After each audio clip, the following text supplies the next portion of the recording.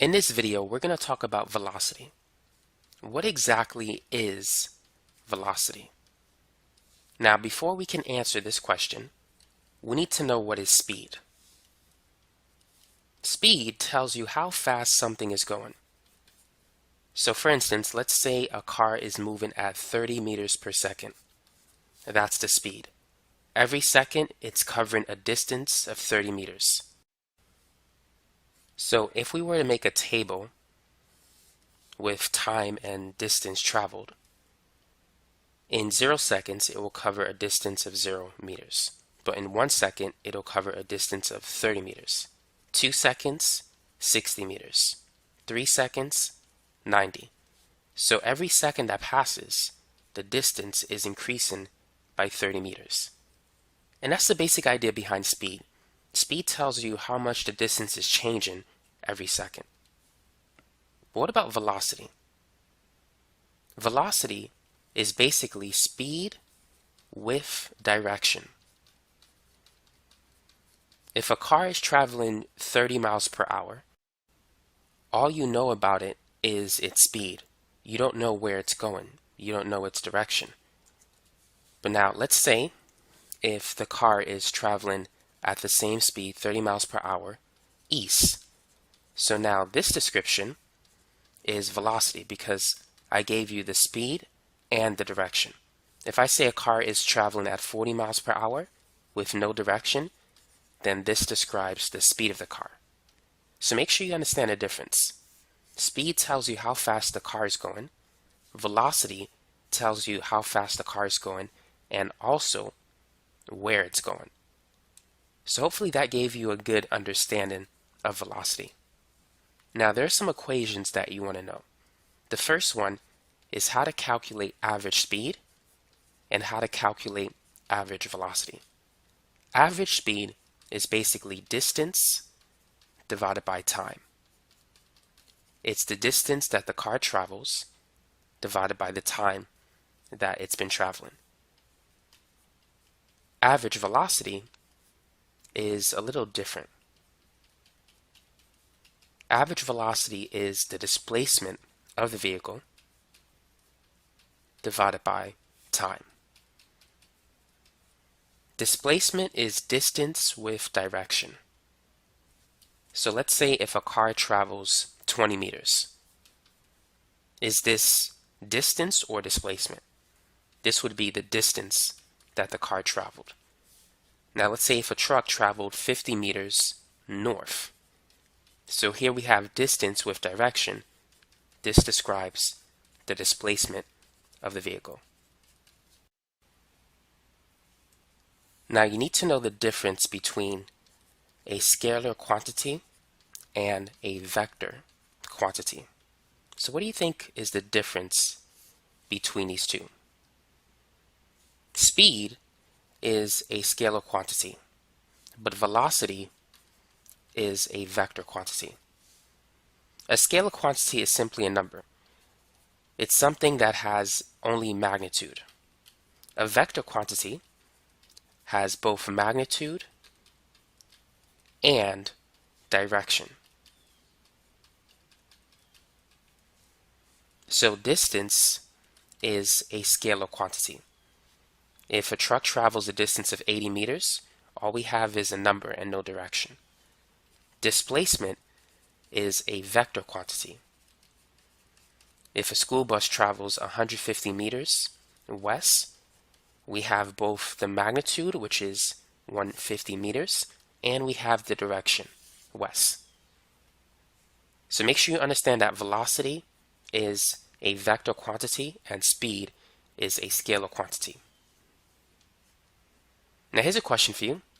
Can speed be negative? And what about velocity?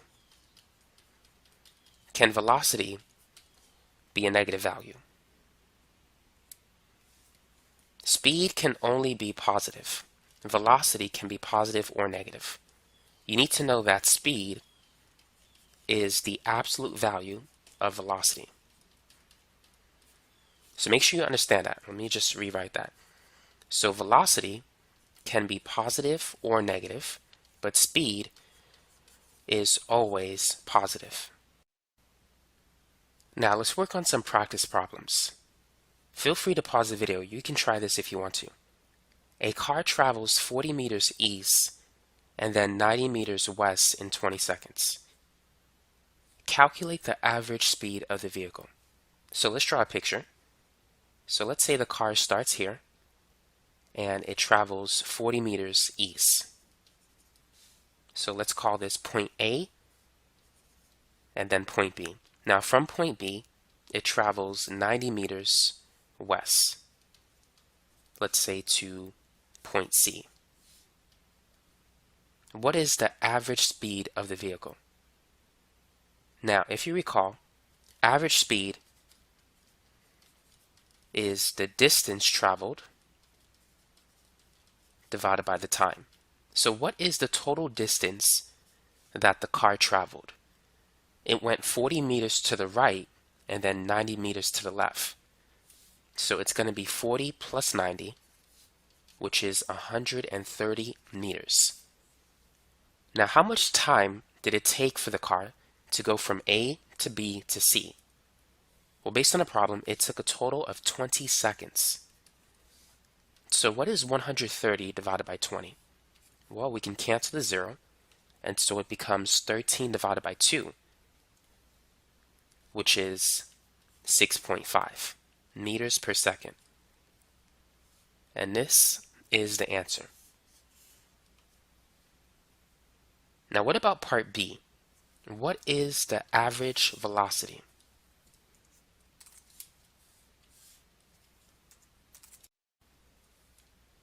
Average velocity, as we said before, is equal to the displacement of the vehicle divided by the total time that it's been traveling. So what is the displacement of the car? Now, distance is always positive. However, displacement can be positive or negative. In the first part of the trip, the car was traveling 40 meters east. So the displacement for that portion of the trip, is it positive or negative? East is towards the positive x-axis. So this is going to be positive 40. During the second half of the trip, the car traveled 90 meters west. That is towards the negative x-axis. So that's negative 90. If you add 40 and negative 90, you're going to get negative 50. And it makes sense. This is the initial position of the car, and this is the final position. So the net change going from A to C is that the car traveled 50 meters west. If you look at its initial position and its final position. In fact, that's really what displacement is. It's the difference between the final position of the car and the initial position of the car. So let's say if we had a number line, and at point A, that's the origin. Point B would be 40 meters on the number line, and point C would be negative 50. So we traveled 40 meters east from A to B, and then 90 meters west from B to C. And so we started at position 0, we ended at negative 50. So the change in position is negative 50. Hopefully that makes sense. So that's the displacement of this particular car. It's negative 50 meters because it went west. Now we're going to divide this by the time. And so that's 20 seconds. So we can cancel the 0. Half of 5 is 2.5. So the average velocity is negative 2.5. Now earlier in this video we said that speed is the absolute value of velocity. And if that's true, how is it that the average velocity is negative 2.5 based on the example that we did previously, and the average speed positive 6.5? How is that possible? Now, this equation doesn't apply for average speed and average velocity. Rather, it applies for instantaneous speed and instantaneous velocity. The average velocity and the average speed, they're calculated over a long time interval, whereas the instantaneous speed and velocity is calculated over a very, very, very short time period. And so this equation is true for instantaneous speed and instantaneous velocity. I just want to clarify that point. But we can talk about this topic in another video.